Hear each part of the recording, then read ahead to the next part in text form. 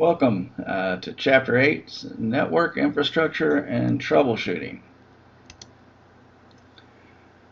TCP is the main protocol that we use today for networking, TCP/IP. We will cover some of the basic components that build our local networks, and then we'll look at setting up and troubleshooting the network. When devices communicate over a network, there are typically 4 levels involved: the hardware, the operating system, the application, and finally the network itself. This is graphically displaying how a typical web page request happens. The client or desktop requests the web page. The request goes over the internet to the web server, and the web server replies that with the requested data. This is sent back over the internet to the client.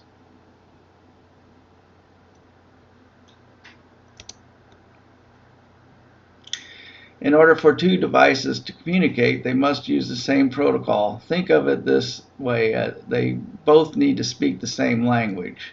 TCP/IP is the most used and common protocol today.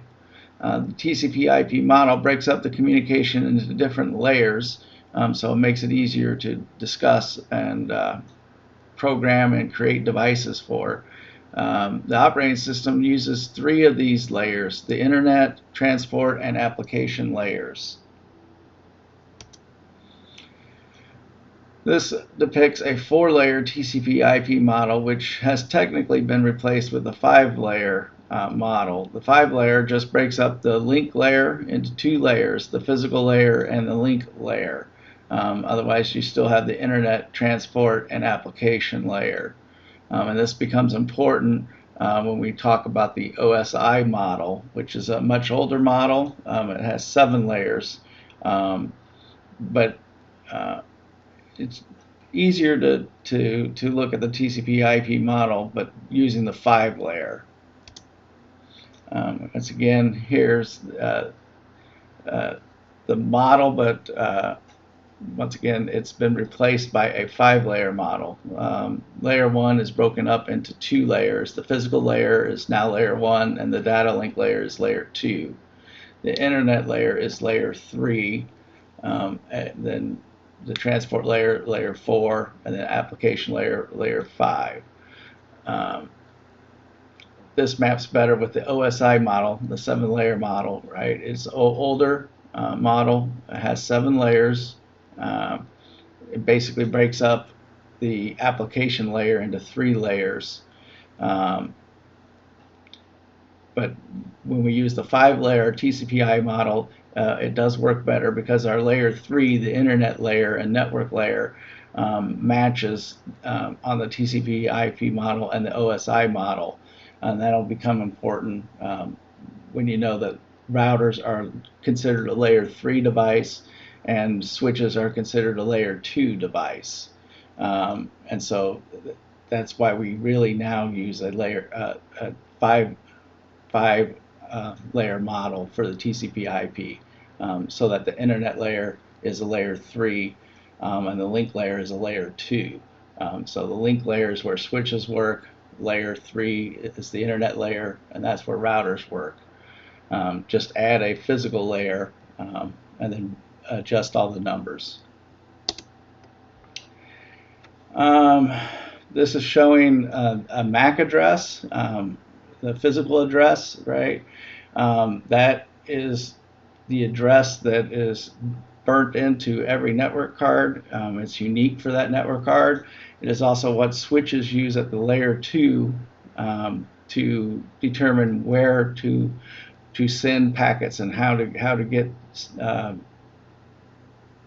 frames actually to other computers. And they use the MAC address at the link layer. Routers allow you to traverse different networks.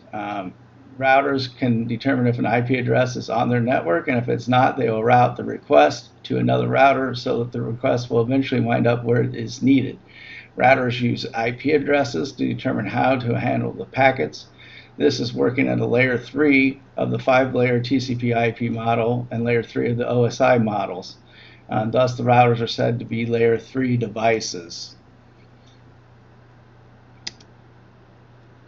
Devices on the same network, though, will use the MAC address, as switches use the MAC address to find and locate devices. This is why switches are said to be layer 2 devices, as they will operate at layer 2 of the 5-layer TCP/IP model and the 7-layer OSI models.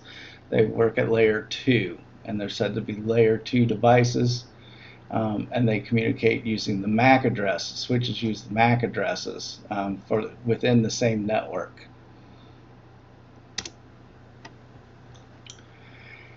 Each application that is running on a computer, desktop, or server that uses the network is addressed by a unique port. Web servers run on port 80 and port 443. If the request is made to HTTP, it is running on port 80. If the request is made on HTTPS, then it is running on port 443. This example, the request is made using HTTP, and thus the web page is sent in the clear and is not encrypted, and it's on port 80. If it had been sent over HTTPS and been encrypted, then it would have been sent over port 443. Port 25 is the port that email is sent over. Right? So that's actually a sending. He wouldn't be receiving. Port 25 is sending email. The OSI model is an older model, but is still relevant today. It's easy for training and education purposes. And because it breaks up all the layers in more detail. And here is the mapping of the OSI layer to the 4-layer TCP/IP model. But as stated, there is a 5-layer TCP/IP model that is in use today, and thus maps to the 7-layer model more succinctly. And it just breaks out the link layer into the data link and physical layers. But as you can see, the OSI model breaks up the application layer into application, presentation, and session. So once again, it's a little easier to learn all the aspects that's happening at that top layers by breaking it out into application, presentation, and session layers instead of just the session layer.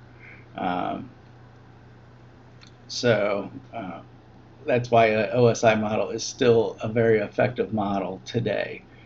All right, that is the end of part 1. We'll be covering IP addresses in more detail in our next recording.